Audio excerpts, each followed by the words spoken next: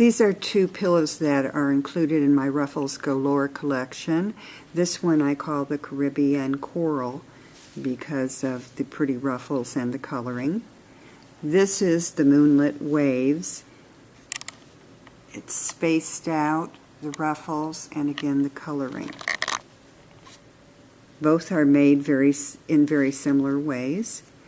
We'll begin with the back panel, which is basic single crochets.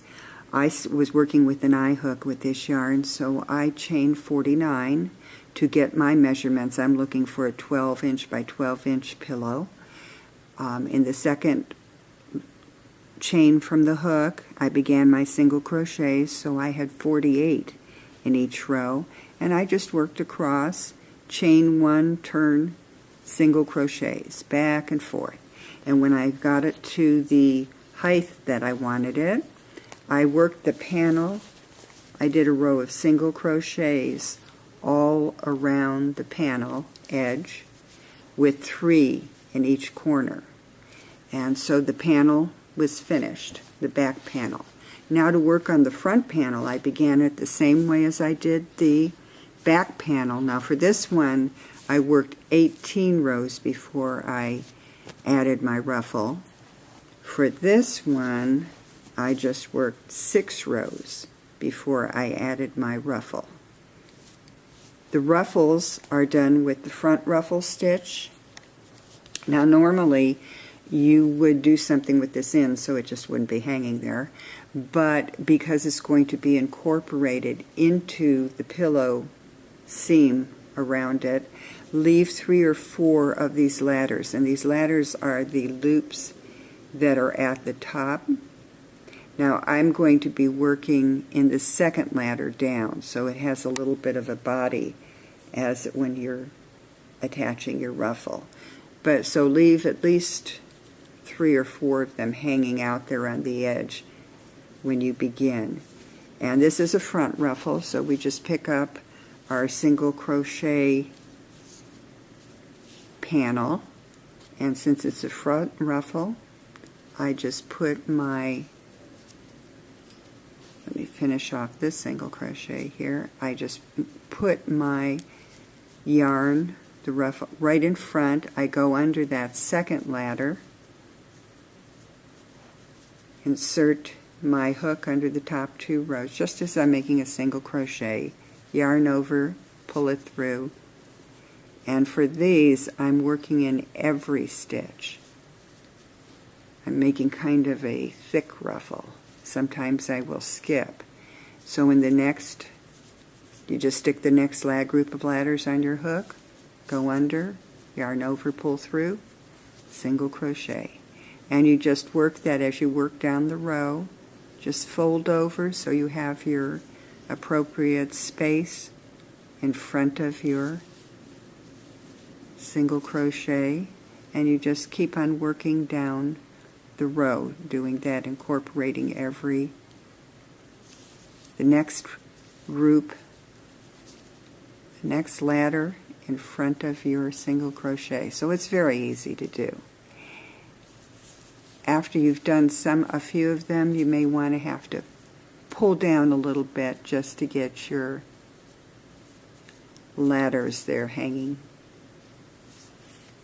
You know, just pull them down a little bit to get those ladders hanging down. Now for both of them, this one, since it's a single row, I then have left 3 or 4 when I reach the end and cut it off. And then when it's time for the next row, in this one I've incorporated, it looks like 1, 2, 3, 4, 5. I've incorporated a large grouping of rows there before I added my ruffle. And again, it depends on how thick your ruffle is. If you're using a ribbon yarn, it would be not as deep, so you would want to incorporate less rows. So it depends on the yarn you're using and how you want the ruffles. So this one begins at one end and it has a single row of ruffles. Then it has a number of single crochet rows in between. On the other hand, this one is worked back and forth. So I will have, when I get to the end of this ruffle row, I will do a chain one and turn. I will drop that one to the front and just leave it there because I'm going to pick it up on the next ruffle row. And I chain one and do my single crochet row. And this one has 2 single crochet rows in between the ruffles. So when I get to the end of my single crochet row, I do my chain one, work another group of single crochets across the row, and then I'm going to be doing a back ruffle single crochet. And of course the only difference between that and the front is I'm going to be holding the mesh yarn on the back, along the back edge. So I finish off my single crochet row, chain one, turn, and now my ruffle yarn is right there. So I can just go pick up, just continue. I've got that one. I'll probably want to leave one. So I pull it as I pull it up, so it's not real tight. I don't have to work the next one. I can let it hang. And it's just the opposite of what you were doing before. Inserting your hook into the top 2 loops of your single crochet and over those next ladders. And yarn over, pull through, and continue making your single crochet. And again, in each row, insert your hook, place the next ladder on top of it, and finish off. So once you've completed your ruffle rows, you're now going to work on your pillow flap, which is going to be on the back here. And you don't break off the yarn. You can continue making your flap. And again, you just return to the single crochet rows. I've made my flap.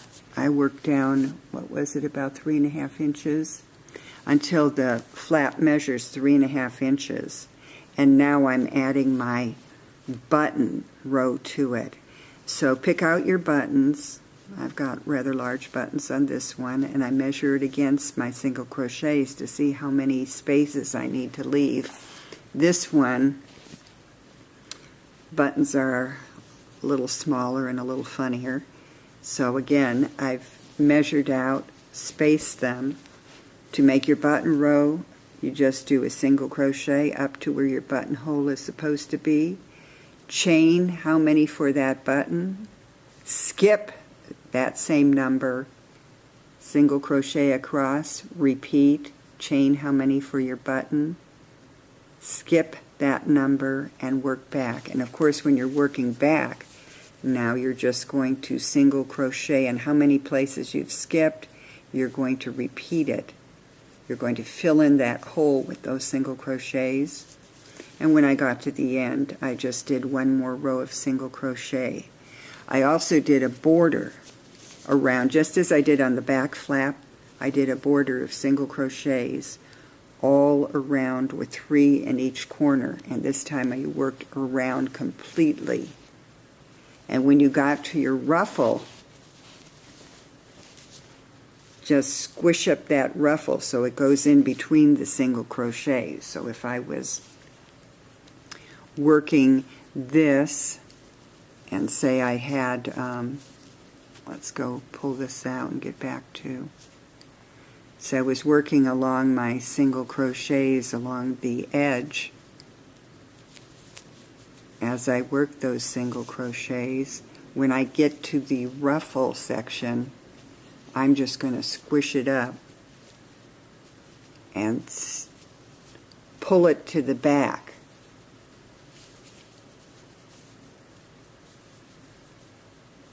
So I've got it squished up, and I just put it between my single crochets that I'm making. And the reason for that is it's going to be a ruffle on the front, and that back section is going to be inside the pillow. So you aren't going to have any rough edges out there.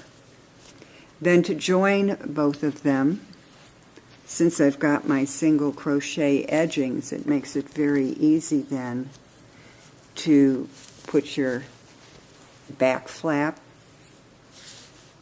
against the front.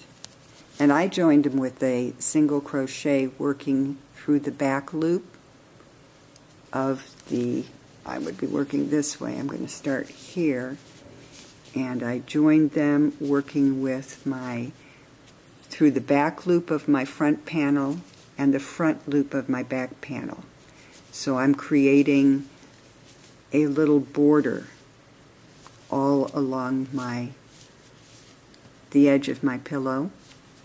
And like I said, you can see here where it's been pulled to the back or inside the pillow.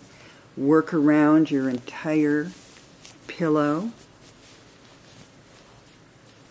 And after you've joined it, now you've got your center or your opening flap, and I worked a single crochet, or I should say a slip stitch in the back loop only, with 3 in each corner, all the way around my flap and around my opening to give it a little extra body. Then you stuff your pillow or put a previous pillow in there, and you're ready to button it up. And you have a very nice home decoration. This is one of my favorites here because I love the ruffles and the colors. If you would like the written patterns, go to free patterns at simpleandsensational.com. Look under the Ruffles Galore category, and there'll be numerous patterns there containing designs for your home or for yourself using lace, mesh, fabric, or even ribbon yarn.